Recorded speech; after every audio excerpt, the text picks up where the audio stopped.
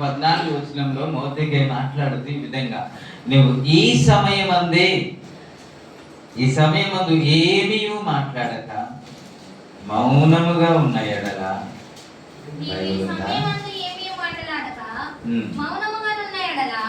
యూదులకు సహాయమును విడుదలయు మరి యొక్క దిక్కు నుండి వచ్చును గాని నీవును నీ తండ్రి ఇంటి వారును నశించుదురు. నీవును నీ ఇంటి వారును నశిస్తారన్న. ఎవరు?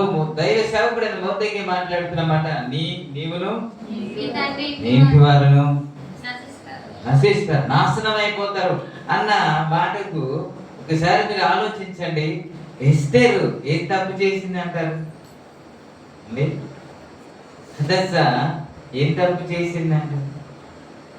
సర్వనాశనం అయిపోతావు అని పలకడానికి ఏం చేసింది?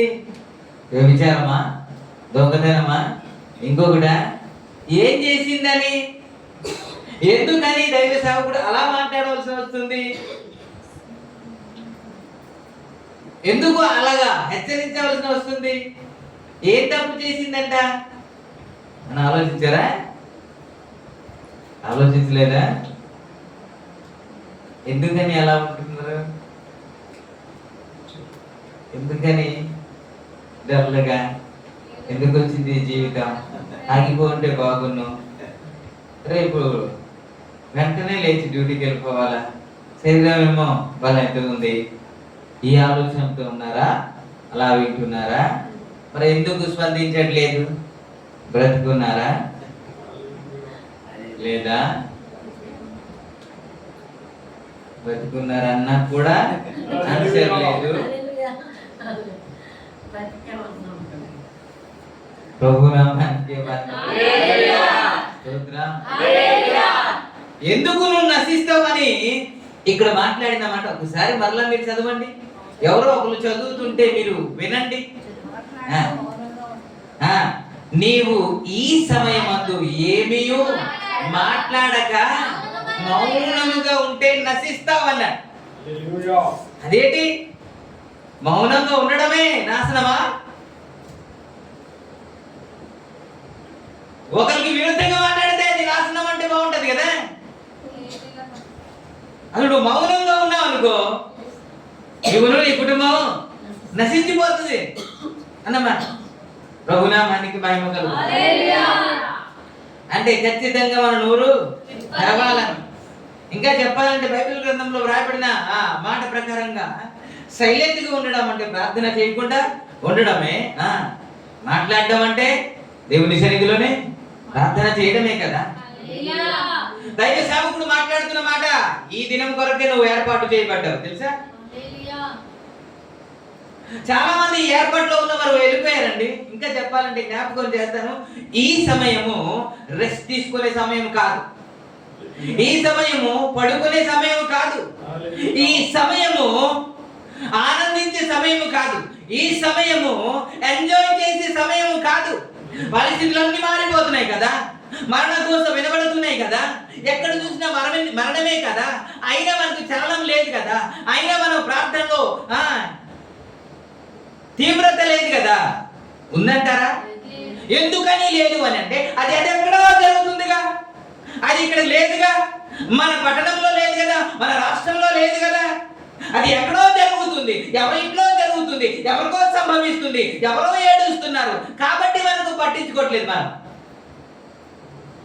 ఎప్పుడు ఏడుస్తాం, ఎప్పుడు ప్రార్థన చేస్తాం, ఎప్పుడు కన్నీరు కారుస్తాం, ఎప్పుడు ఉపవాసం ఉంటాం, ఎప్పుడు ఆయన బాధలు పట్టుకుంటాం అని అంటే మన ఇంట్లో అది జరిగితేనా, ఎవరైనా పోతేనా, ఎవరైనా నష్టపోతేనా, ఏమైనా భయంకరమైన పరిస్థితి జరిగితే అప్పుడు ఏడుస్తామా?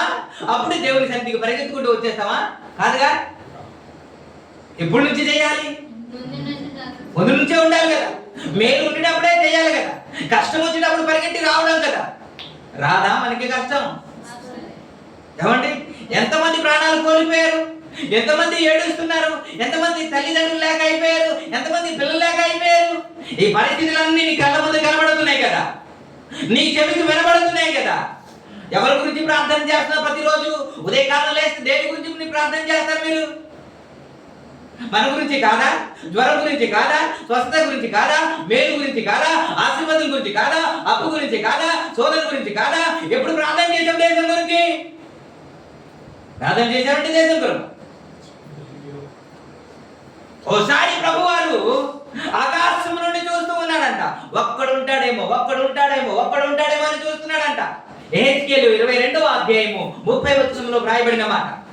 22వ అధ్యాయము 30వ వచనం. దేశమును పాడు చేయకుండానట్లును ప్రాకారమును దిట్టపరచుటకును బద్దలైన సందులలో నిలుచుటకును తగిన వాడు ఎవడైనా ఉన్నాడా, ఒక్కడైనా ఉన్నాడా అని ఆకాశం నుండి కనిపెట్టి చూస్తే ఒక్కడు కనబడలేదు అన్న. దేని కొరకు ఎదురు చూస్తున్నాడు దేవుడు? ఒక్కడు ఉంటే ఎవరిని కాపాడతాడు? కుటుంబాన్నా, లేకపోతే దేశాన్నా, పట్టణాన్నా, లేకపోతే రాష్ట్రాన్నా? ఏమండి, ఒక్కడు ప్రార్థన చేస్తే నా దేశాన్ని కాపాడుతున్నాడు కదా దేవుడు. మన దేశం కొరకు ఎప్పుడు ప్రార్థన చేశామని మనం ఇంకో మాట మీకు జ్ఞాపకం చేస్తాం. 2వ దినవృత్తాంత గ్రంథం 14వ అధ్యాయము 7వ అధ్యాయము 14వ వచనంలో 7వ అధ్యాయం 14వ వచనంలో నా పేరు పెట్టబడిన నా జనులు తమ్మును తాము తగ్గించుకొని ప్రార్థన చేసి నన్ను వెతికి తమ చెడు మార్గమును విడిచిపెట్టిన ఎడల ఆకాశం నుండి వారి ప్రార్థనను విని ఎవరిని వారి పాపమును క్షమించి ఎవరిని స్వస్థపరుస్తాడు?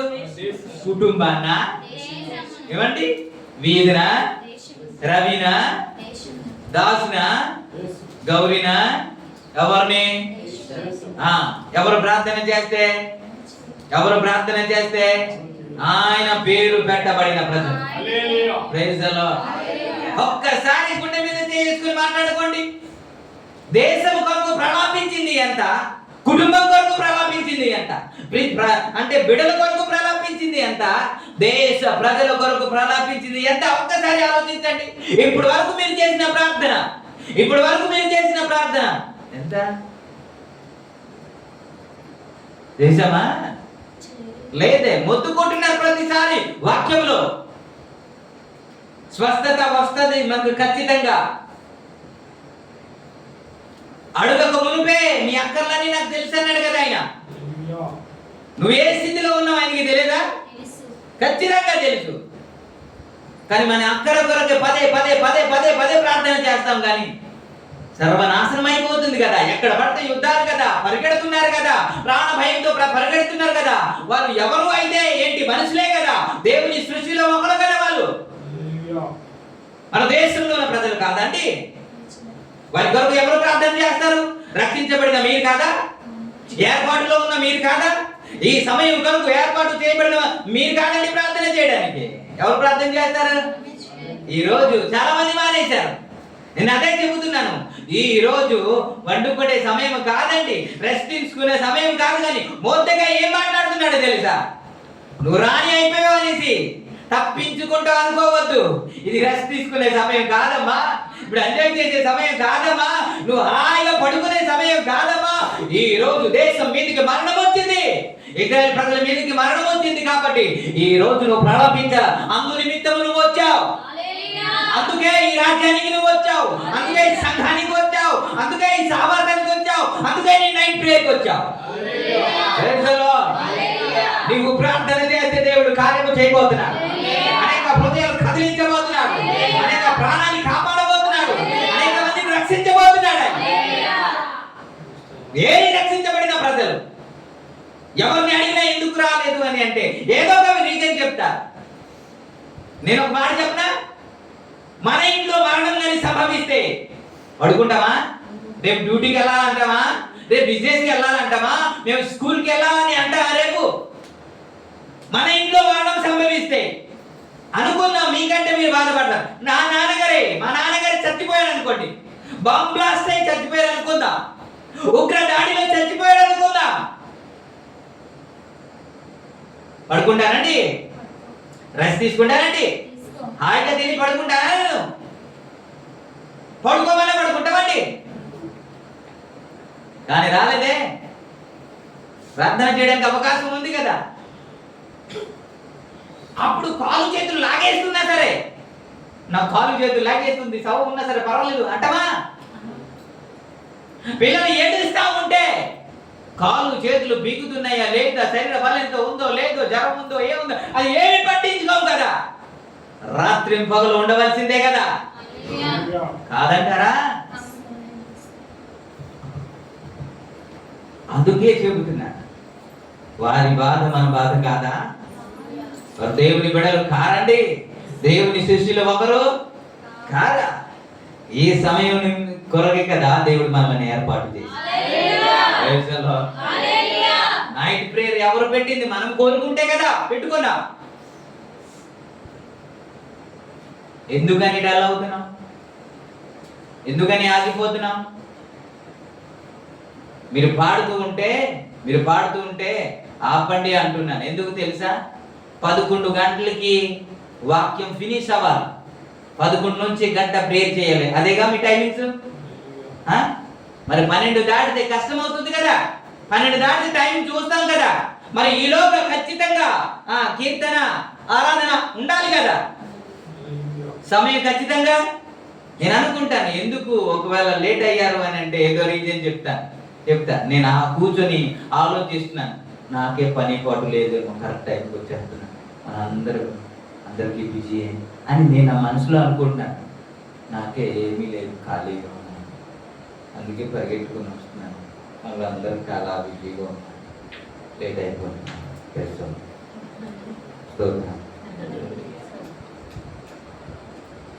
నవ్వుతున్నాను కానీ కొంతమంది కనబడలేనిసరికి నిజంగా బాధపడుతుంది. ఈ అవకాశం మళ్ళీ మనకు రాదు. మంచి అవకాశం దేవుడు అనుగ్రహిస్తున్నాడు. ఏమో యాంటీ కన్వర్షన్ బిల్ వస్తే మనకు అర్థమవుద్దేమో, మనకు బుద్ధి వస్తుందేమో. చర్చికి వెళ్ళకుండా చర్చికి వెళ్తే కొడుతుంటే అప్పుడు బుద్ధి వస్తుందేమో మనకి. బైబిల్ పట్టుకుని కనబడితే చాలు, కొడుతుంటే అప్పుడు బుద్ధి వస్తుందేమో మనకి. ఎందుకు పాడుతున్నారని గుంపు కూడి వచ్చి చర్చి లోపలికి వచ్చి ఒక్కొక్కరిని పట్టుకుని కొడుతుంటే అప్పుడు బుద్ధి వస్తుందేమో మనకి. అప్పుడు మోకాల మీదకి వచ్చేస్తామేమో, ఎక్కడ ప్రార్థన జరుగుతుందని పరిగెత్తుకుంటూ వస్తాయేమో. అవకాశం ఉండదు. అవకాశం ఉండేటప్పుడేమో రారు, అవకాశం లేనప్పుడు రావాలనుకుంటారు. అవ్వదు, కుదరదు. అందుకే బాధపడుతున్నాను. అవకాశం ఉండేటప్పుడే ప్రార్థన చేయాలండి. అక్కడితో ఆగిపోద్ది అనుకుంటున్నారా? వారు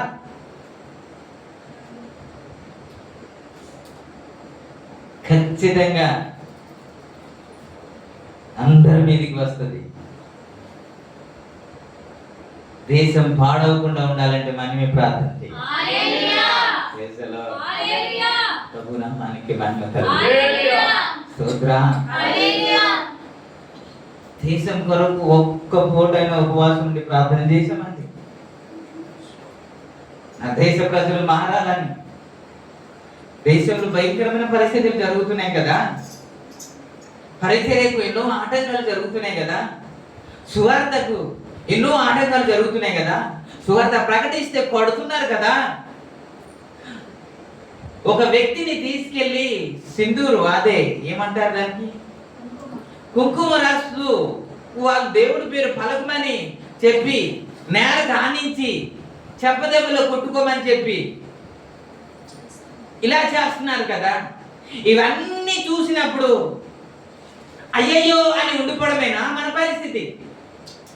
అని ఉండిపోవడమేనా మన బాధ్యత? ఏమీ లేదా? నేను అనుకుంటాను వాళ్ళకి జరిగినట్టే మనకి జరిగితే అప్పుడు గ్రూప్ లో పెడతామా నా గురించి ప్రార్థన చేయండి అని. వాళ్ళకి జరిగింది మనకి జరగదు అనుకుంటున్నారా మీరు? అందుకే చెబుతున్నాను, ఇలాంటి పరిస్థితి జరుగుతున్నప్పుడు కళ్ళ ముందు మీకు మొబైల్ ఉంది, ఇట్టే మీకు తెలిసిపోతుంది కదా. ఎక్కడుంది ఆ బాధ? ఎక్కడుంది ఆ తపన? ఎవరికి ఉంది? లేదే.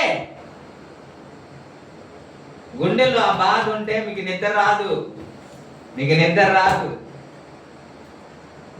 దేశం కొరకు, దేశ ప్రజల కొరకు గుండెల్లో భారం ఉంటే ఎలా సార్ నిద్ర వస్తుంది మనకి? ఎలా కునుకుబాటు వస్తుంది మనకి? వస్తుందంటారా? మొదటికే మాట్లాడుతున్నారు. పరిస్థితి ఏంటో తెలుసా? నువ్వు ప్యాలెస్ లో ఉన్నంత మాత్రాన తప్పించుకోలేవు. మనకి ఇప్పుడు బాగానే ఉంది, ఏ రోగా లేదు, అంత క్షేమంగా ఉంది. కాబట్టి మౌనంగా ఉందాం అనుకోవద్దు. ఖచ్చితంగా మనమే ప్రార్థన చేయాలి. ప్రభునామానికి హల్లెలూయా. ఆమోసు గ్రంథంలో 6వ అధ్యాయం 1వ వచనంలో మాట్లాడుతున్న మాట, సియోనులో నిర్విచారంగా ఉన్న వారికి శ్రమ అన్నాడు. ఎవరికి? ఆమోసు గ్రంథం 6వ అధ్యాయం 1వ వచనం. సియోనులో నిర్విచారంగా ఉన్న వారికి ఎవరికి శ్రమ? ఏమండి? ఎవరికండి శ్రమ? చెప్పండి. మీరు అంటారు తాగుబోతులకి శ్రమ అంటారు కదా, వ్యభిచారులకి శ్రమ అంటారు, పాపం చేసేవారికి శ్రమ అంటారు. కానీ బైబిల్ దానికి భిన్నంగా మాట్లాడుతుంది. సియోనులో నిర్విచారముగా ఉన్న వారికి శ్రమ. దీని గురించి అనేక సందర్భాలు జ్ఞాపకం చేశాను, కానీ మరలా గుర్తు చేస్తాను. ఎవరైతే సియోనులో ఉన్నారో వారి గురించి మాట్లాడుతున్నారు. ఎవరి గురించి? ఎవరైతే సియోనులో ఉన్నారో అంటే నోయలమ్మ అమ్మ కాదు.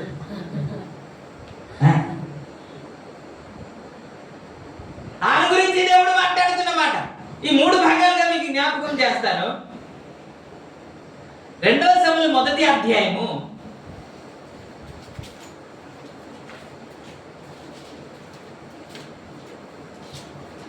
19వ వచనంలో 20వ వచనం 19, 20 చదువుతాం. ఇశ్రాయేలు నీకు భూషణమగు వారు నీ ఉన్నత స్థలం మీద అతులైరి, ఆహాహా బలాఢ్యులు పడిపోయిరి.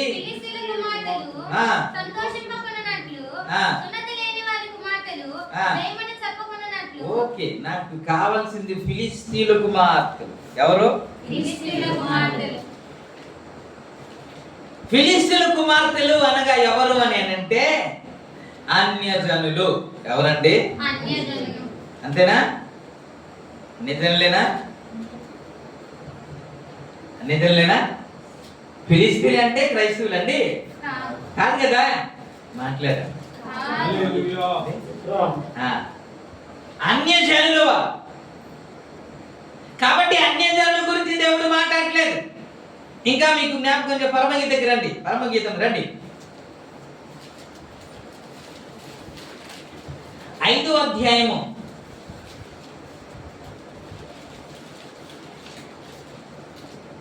8వ వచనం చదువుతాం. పరమగీతం 5:8. ఎవరు? ఓకే, చదవండి. అది మొత్తం. యెరూషలేము కుమార్తెలారా, నా ప్రియుడు నీకు కనబడిన యెడల ప్రేమాతిశయము చేత మీరు అతనికి తెలియచేయనట్లు నేను మీ చేత ప్రమాణము చేయించుకొందును. స్త్రీలలో అతి సుందరివగుదానా, వేడు ప్రియుని కన్నా నీ ప్రియుడ విశేషమేమి? నీవు మా చేత ప్రమాణము చేయించుకొనుటకు వేడు ప్రియుని కన్నా నీ ప్రియుని విశేషమేమి? 3:5 చదువుదాం. యెరూషలేము కుమార్తెలారా, 3:5. పొలంలోని ఇరులను బట్టి మీ చేత ప్రమాణము చేయించుకొని లేచుటకు ప్రేమకు ఇష్టమగు వరకు లేపకయు కలతపరచకయు నుండుడని నేను మిమ్మును బ్రతిమాలుకొనుచున్నాను అన్నమాట. ఓకే, సూలమతి యెరూషలేము కుమార్తెలతో మాట్లాడుతున్నమాట. నన్ను బలవంతము చేయొద్దు, నన్ను ఇబ్బంది పెట్టద్దు, లేచుటకు ప్రేమకు ఇష్టమగు వరకు నన్ను బలవంతము చేయొద్దు అని. అంటే ఎవరితో? ప్రియుడితో సహవాసము చేస్తూ ప్రియుడి సన్నిధిలో ప్రియుడితో ఉంటూ చెబుతున్న మాట, మీరు ఇబ్బంది పెడుతున్నారు, లే లే అన్నట్టు రా మనం అక్కడికి వెళ్దాం అని పిలుస్తా ఉంటే, నాకు ఇష్టమగు వరకు, లేకపోతే ప్రేమకు ఇష్టమగు వరకు. ప్రేమ అంటే ఎవరు? ప్రేమ అంటే ఎవరండి? అంటే ప్రేమ అంటే ఎవరండి?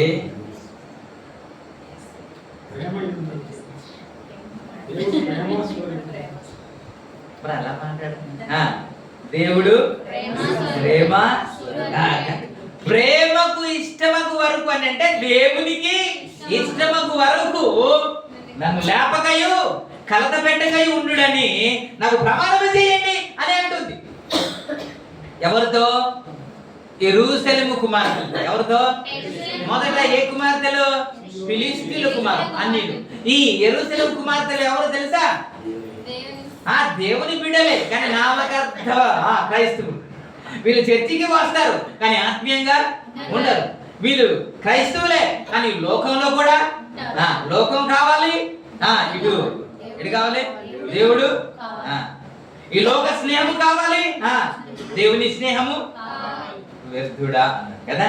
లోక స్నేహము దేవునికి వైరం సుమ అంటారు. కాబట్టి అవ్వ కావాలంటే నువ్వు ఆత్మీయుడు అంటే లోకాన్ని అసహించుకోవాలి, అంతేనా? లేదంటే నాకు లోకం కావాలా, నాకు దేవుడు కావాలి అని అంటే ఈ యెరూషలేము కుమార్తెలు అంటే ఎవరు? క్రైస్తవులే, కానీ ప్రార్థన చేస్తుంటే డిస్టర్బ్ చేస్తున్న వీరే కదా, సహవాసంలో ఉంటే డిస్టర్బ్ చేస్తున్న వీరే కదా. వీరి గురించి దేవుడు మాట్లాడలేదు కానీ సియోను కుమార్తెల గురించి మాట్లాడు కదా. ఈ మాట కూడా మీకు జ్ఞాపకం చేస్తాను. 3వ అధ్యాయము 11వ వచనంలో, సియోను కుమార్తెలారా వేచేయుడి,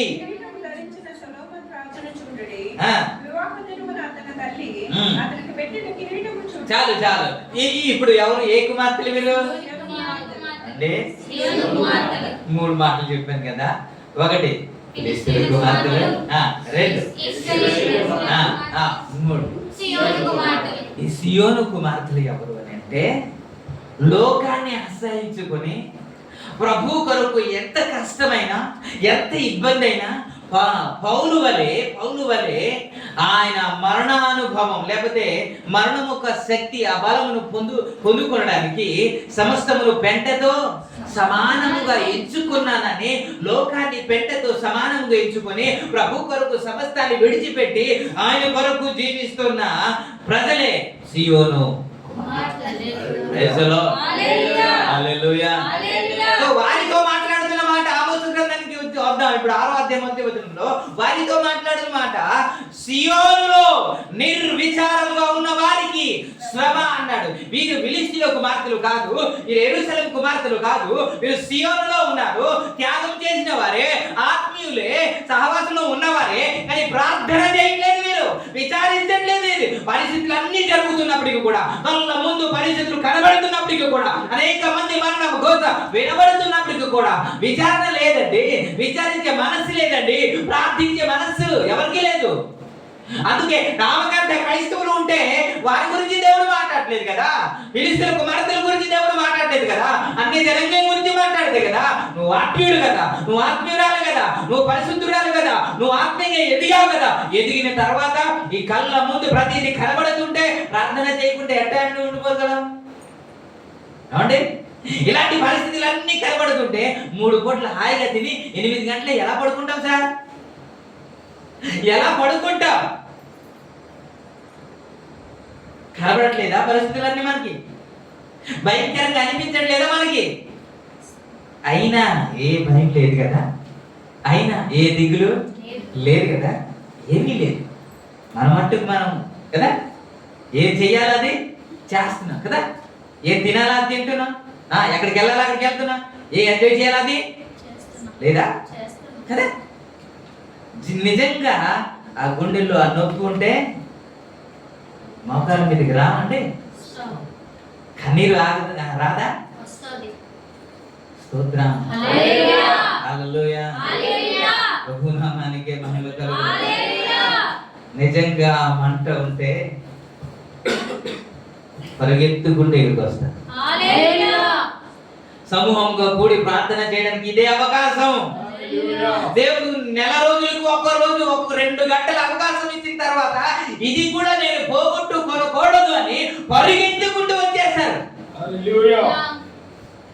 122వ కీర్తనలో కీర్తనకారుడు మాట్లాడుతున్న మాట ఏంటో తెలుసా? జనులు దేవుని మందిరమునకు వెళ్దామని నాతో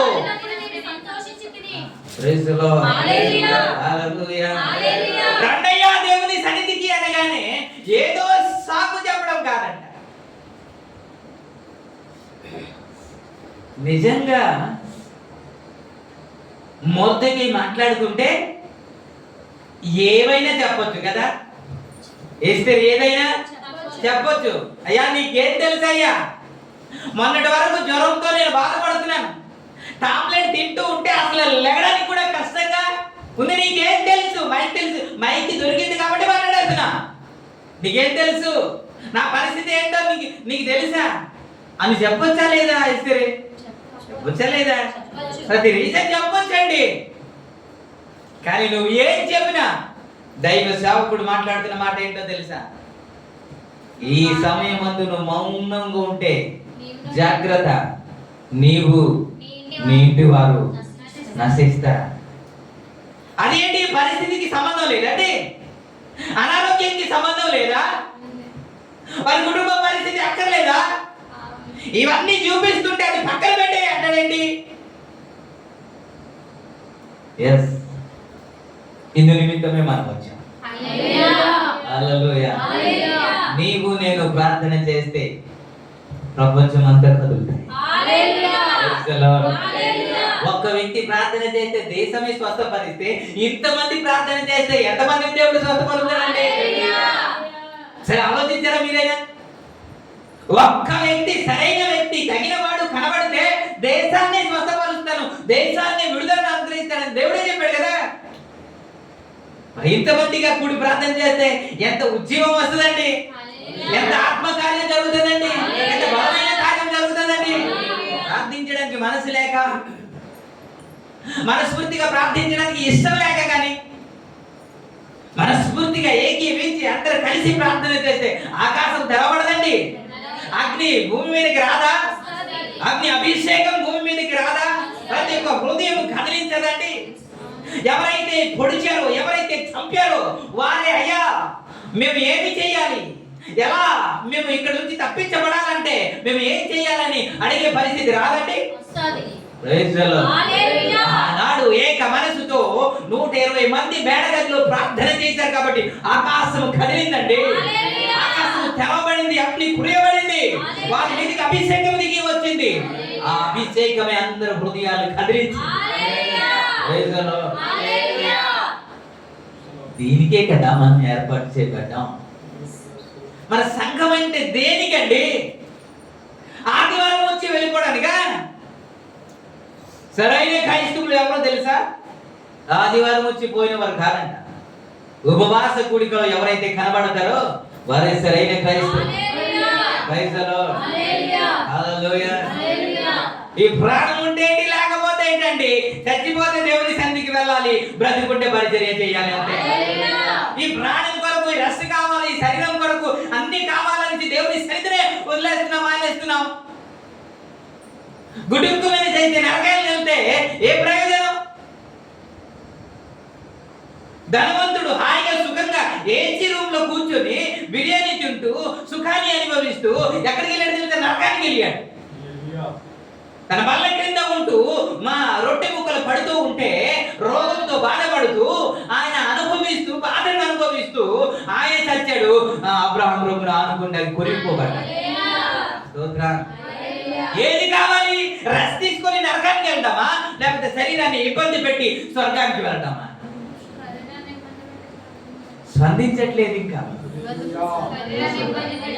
ఆ మాట మీకు చేరట్లేదేమో, మీ హృదయానికి మీకు అర్థం కావట్లేదేమో. అందుకే చెప్తున్నాను, ఈ శరీరానికి రెస్ట్ ఇస్తామా, ఈ శరీరమే నరకానికి తీసుకెళ్ళిపోతుంది. ఈ శరీరాన్ని నలగొడితే పరలోక రాజ్యానికి పౌలు చెప్పిన మాట అదే కదా, నా శరీరాన్ని నేను నలగొట్టుకుంటున్నాను. తరచుగా జాగర్లు, తరచుగా ఉపవాసం అన్నాడు ఆయన. తరచుగా ఉపవాసమేనండి. ఏ రోజు సరిగ్గా పడుకునే రోజులు లేవు అపొస్తలులకి. మనకు 3 పూటల చక్కటి తిండి కావాలి, 8 గంటలు నిద్ర ఉండాలి.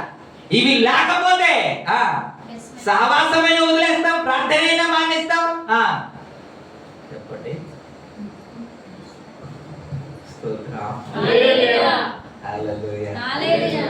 అందుకే చెప్పాలని ఉన్నప్పటికీ కూడా సమయం తక్కువ ఉంటే పరిగెడుతూ ఉంటాను. సకాలానికి రాగలిగితే ఎక్కువ మీకు బలపరచడానికి అవకాశం ఉంటుందని బాధపడతాను. ప్రభు నామానికే మహిమ కలుగును.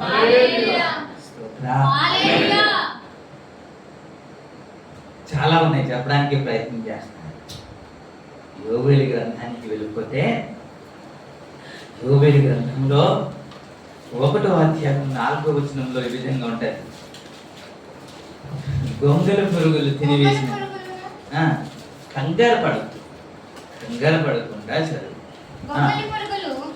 తినివేసిన దానిని విడిచిన దానిని మిడతలు తినివేసి ఉన్నవి, మిడతలు విడిచిన దానిని పసర పురుగులు తినివేసి ఉన్నవి, పసర పురుగులు విడిచిన దానిని చీడ పురుగులు తినివేసి ఉన్నవి.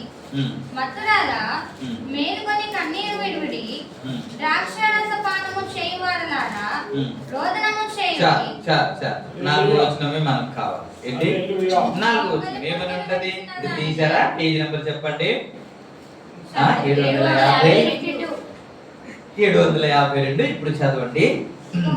గొంగళ పురుగులు తినివేసిన దానిని మిడతలు తినివేసి ఉన్నది, మిడతలు విడిచిన దాన్ని పసర పురుగులు తినివేసి ఉన్నది, పసర పురుగులు విడిచిన దాన్ని చీడ పురుగులు తినివేస్తుంది.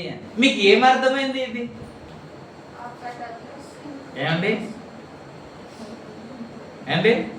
ఏమర్థమైంది? సరిగ్గా మీ నలుగురిని చెప్తాను. దాసు తినేసి కొంత వదిలేస్తే, ఆ వదిలేసింది ఎవరు తిన్నారు? 6 తిన్నారు. ఒక రొట్టె తీసుకుందాం. దాసు ఏం చేశారు? కొంత తిన్నారు, వదిలేశారు. అదే రొట్టె 6, అదే రొట్టె కదా. నలుగురు గురించి చెప్పాం కదా. ఇప్పుడు ఏం ఉంటది ఏమనంటే ఇక్కడ దాని అర్థం ఏంటంటే ఏమీ లేకుండా ఒకదాని తర్వాత ఒకటి దాడి చేసి పూర్తిగా నాశనం చేసింది అని అర్థం. సరే, ఇంకా కొంచెం ముందుకు వెళ్దాం. 6వ వచనం నుండి, లెక్కలేని బలమైన జనాంగము నా దేశం మీదకి వచ్చి ఉన్నది, వాటి పళ్ళు సింహపు పళ్ళు వంటివి, అవి నా ద్రాక్ష చెట్లను పాడు చేసి ఉన్నవి, నా అంజూరపు చెట్లను తుత్తునీలుగా కొరికి ఉన్నది.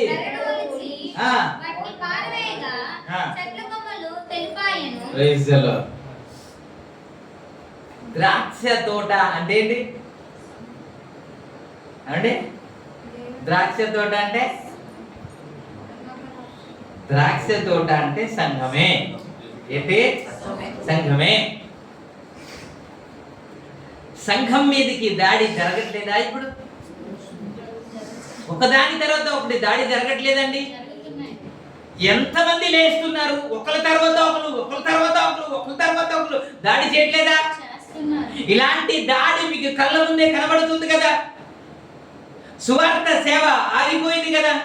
మీరు ఇలా పంట నాశనం అయిపోయిన తర్వాత మరలా పంట వేసారంట, మరలా విత్తనము వేశారంట.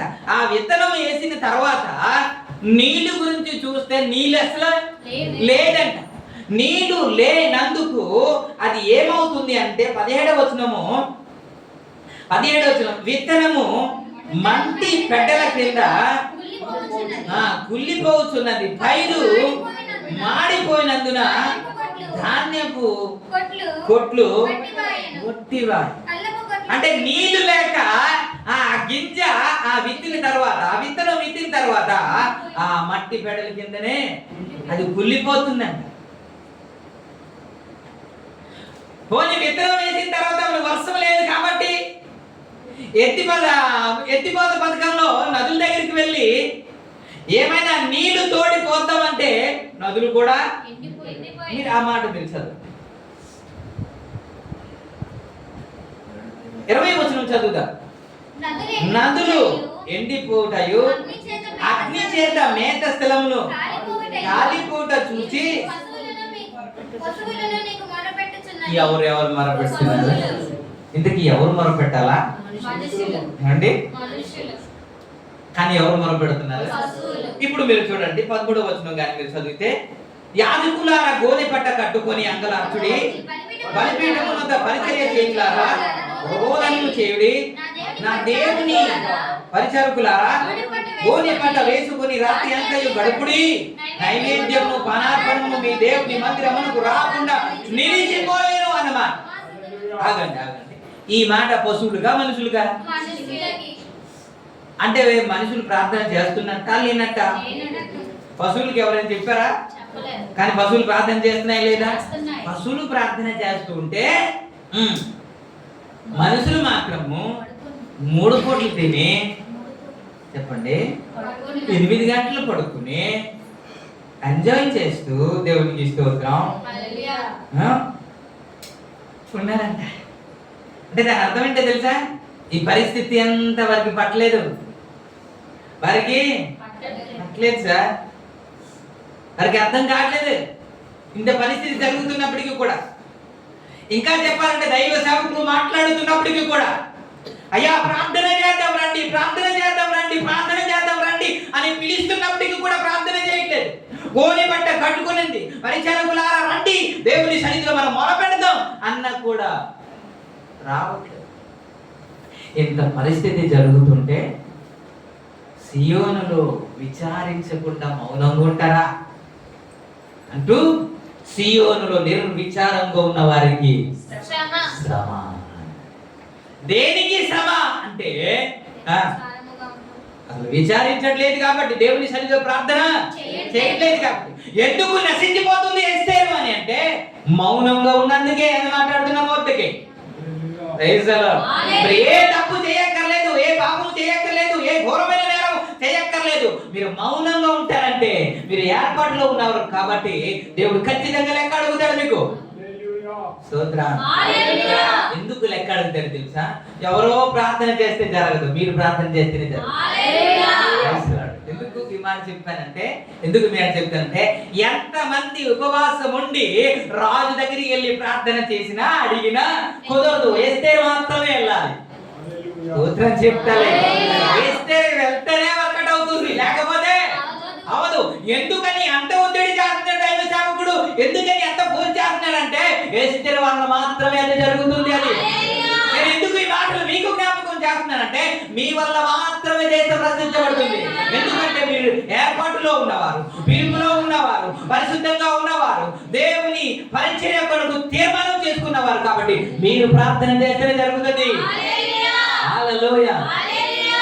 మన దేశంలో ఒక ఉద్యమం రావాలంటే సంఘము ప్రార్థన చేయాలి, ఏర్పరచబడిన వారు ప్రార్థన చేయాలి, ఏర్పాటులో ఉన్నవారు ప్రతి ఒక్కరు ప్రార్థన చేయాలి, కన్నీళ్లతో ప్రార్థన చేయాలి, గోని పట్ట కట్టుకుని ప్రార్థన చేయాలి, ఉపవాసం ఉండి ప్రార్థన చేయాలి. మనకి ఉండాలి. మోర్దెకై అంటే గేట్ దగ్గర వాచ్మెన్ గా ఉన్న వ్యక్తి గోని పట్ట కట్టుకుని వాచ్మెన్ గా ఉండడానికి లేకపోతే గేట్ దగ్గర ఉండడానికి వీల్లేదు. అలాంటి వారికి శిక్ష విధిస్తారు. అయినప్పటికీ కూడా ఆ ప్రాణం ఉంది కాబట్టి నా ప్రాణము పోయినా పర్వాలేదని గోని పట్ట కట్టుకుని వెళ్ళిపోయాడు. అంతగా తెగించాడు కాబట్టి ప్రధానమంత్రి అయిపోయాడు. దేవుడికి నీ కాకపోతే లేకపోతే ఆయనకి కాకపోతే మనకండి ప్రధానమంత్రి చేస్తాడు దేవుడు. మనం దేనికి త్యాగం, ఒక నిద్ర త్యాగం చేయలేము కదండి, ఒక పూట అన్నం త్యాగం చేయలేము, ఒక యాత్ర క్యాన్సల్ చేయలేము. దేని గురించి చెప్పండి. మీ గురించి కాదండి, మనం మాట్లాడుకున్నా అంతే. అదంతా బయట గురించి దేవునికి స్తోత్రం. అసలు మీ గురించి అంటున్నాను, మీరు ఫీల్ అయిపోతున్నారు కాదు.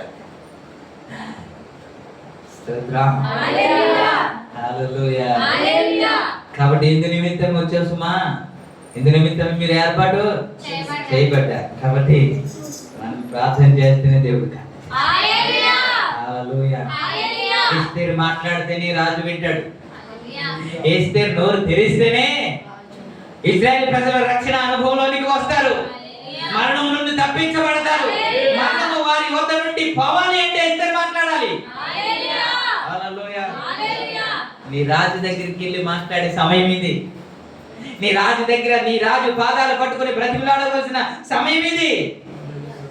అవకాశాన్ని సద్వినియోగం చేసుకుంటే ప్రభు కార్యం చేయడానికి ఇష్టపడుతున్నారు. Hallelujah praise the lord. Hallelujah. ఎంతమంది ఉన్నామని కాదు, ఎంతమంది ఉన్నామని కాదు, ఎలాంటి హృదయంతో ప్రార్థన చేశాం, హల్లెలూయా. ఎలాంటి రోషం కలిగిన హృదయంతో మనం ప్రార్థన చేసామనేదే కావాలి. Hallelujah. Praise the lord. Hallelujah ఎంతమంది లైన్లోకి వచ్చారని కాదు, ఆ ప్రార్థన ద్వారా ఎంత కార్యం జరిగిందని కాదు. హల్లెలూయా. Praise the lord. ఏమండి, ఆ యెరూషలేము లేకపోతే ఇజ్రాయెల్ దేశాన్ని రక్షించడానికి ఏలియా ఒక్కడు ప్రార్థన చేయలేదండి. చేశారు. ఒక్క ప్రార్థనే దేశమంతా మార్చిపడలేదా? హల్లెలూయా. స్తోత్రం. హల్లెలూయా. అందుకే చెప్తున్నా, నేను రాలేదండి, వాళ్ళు రాలేదండి, వీళ్ళు రాలేదు, అక్కడ వెళ్ళదా మనం చాలా ప్రార్థన చేయడం. హల్లెలూయా. స్తోత్రం. హల్లెలూయా. రోషము కలిగి ప్రార్థన చేసిన ఏలియాలాగా మనం కూడా ప్రార్థన చేయగలిగితే హల్లెలూయా. ఖచ్చితంగా అగ్ని కురుస్తుంది. హల్లెలూయా. అనేక హృదయాలు కరిగిపోతాయి. బండలాంటి హృదయం కరిగిపోతాయి. యేసే నిజమైన దేవుడని పలికే రోజు త్వరలోనే ఉంది. Hallelujah. Praise the lord. Hallelujah. అదే రోషంతో ప్రార్థన చేద్దాం, అదే మంటతో ప్రార్థన చేద్దాం. ప్రభు ఆ విధంగా మిమ్మల్ని నడిపించునుగా. ఆమేన్. ఈ మాటలు ప్రభు ఆశీర్వదించునుగా. ఆమేన్. ఆమేన్. ఆమేన్. గట్టిగా చెప్తాం. ఆమేన్. ఆమేన్.